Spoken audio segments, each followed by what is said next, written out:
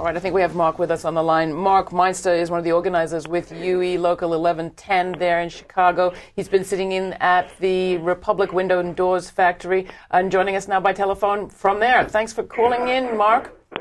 Yes. Hi. Describe the sign a little bit. Describe the scene for us, if you would. Well, actually, a few of us left the plant. We're over at City Hall, where a group of aldermen just announced a resolution that they're going to introduce next week to instruct the city of Chicago to cease doing business with Bank of America if a successful resolution is not achieved here for the workers. What would that resolution look like as far as you're concerned? The resolution, my understanding is that they would that they would essentially cease doing business, that there's money that they hold in the bank, other business that they do, and they would cease that business with the bank if there's no successful resolution. And the resolution that you want there at Republic Windows and Doors would look like what?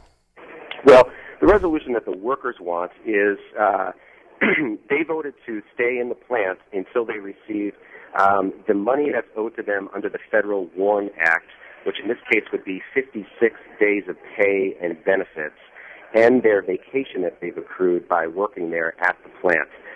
So those are the essential demands that the workers have at this point. Now, what do you say to the company complaints that it's not our fault, Bank of America cut us off? I'm sorry, I didn't quite hear the question there. What do you say to the company's complaint that it's not their fault, they were in an impossible situation after Bank of America cut them off? Well, you know, it's hard to know exactly who's telling the truth in this situation, whether it's the bank or the company or neither.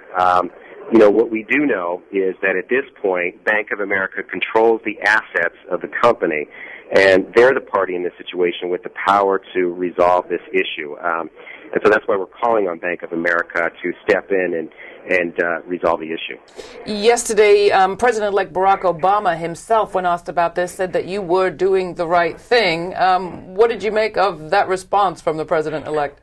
Well, the workers were really overjoyed by hearing that. When the news came into the plant, a loud cheer went out because, you know, in part, you know, we've had so much support from the community, folks just dropping off blankets, food, water, donations.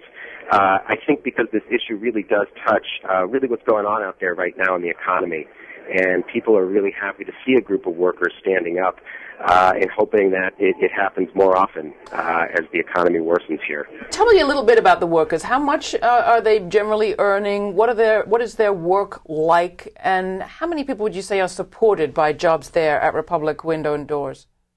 Well, the work is, it's a window factory. People work on various lines making vinyl windows. They make mostly windows for the replacement market.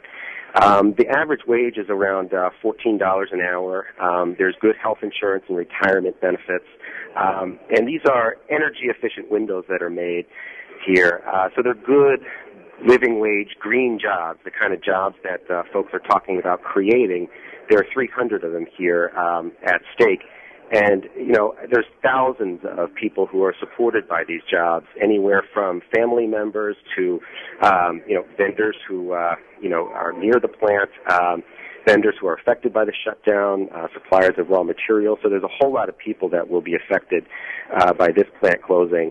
And this is only one of many plant closings that we're seeing all around our community here. And they'll lose their health insurance, too? Is that what you said? Yeah, the company cut their health insurance off on Friday. Mm. Have you been surprised by the kind of support you've seen? We were just talking earlier about just how wildly the story is spread on the web. Yeah, no, we're definitely surprised. You know, we took a real chance by doing this. We really hope that just the political situation in the country today would lend itself to this really grabbing hold, but we really didn't expect it to go this far, so we're happy to see that it's really struck a chord.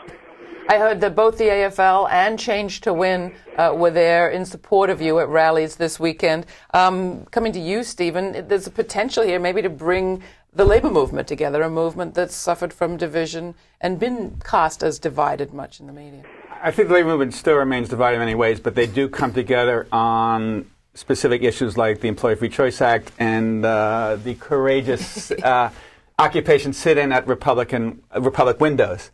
A question I have for you, Mark, is people are wondering why exactly did the company close the plant? There are rumors that it wants to reopen the plant in a lower wage area, or was it that? Was it Bank of America? Did it go bankrupt?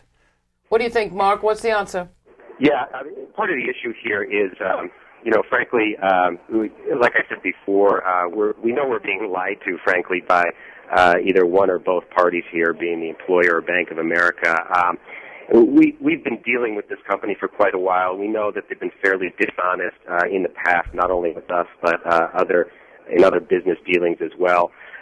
So it's not a surprise to us that these reports are coming out that the owner of this company is trying to move to another state and recapitalize and start a new operation. There may or may not be fraud that was committed there. I think someone needs to investigate it.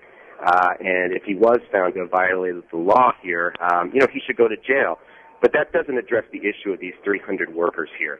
Bank of America, who got $25 billion in the recent federal bailout and is set to get $10 billion more in the next bailout, we feel has, if not a legal obligation, a moral obligation to this community here, and should seek to try to find a way to keep these jobs here, and should seek to partner with us and other forces in the community to try to find a way to keep the plant open if they can.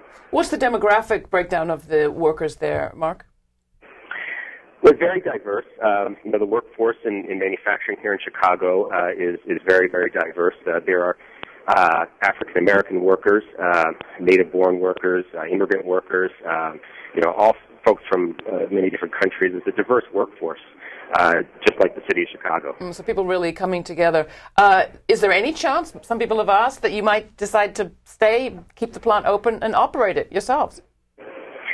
Well, we do still live under capitalism, so I don't know that will happen. It would be great, we think, to seek another investor here. We do think there is a customer base, folks who are really ready to buy these windows. We do think that this can be a successful operation if there's competent management here. There's a lot of knowledge among the workforce on how production can take place and how more efficiency can be achieved. So that's what we're really hoping to see happen here in the near future. Good luck to you, Mark, and please express our support to those who were there in Chicago, Republic Window and Doors. I sure will. Great to have you. There'll be more information at our website about how you can help and contribute to the struggle there in Chicago.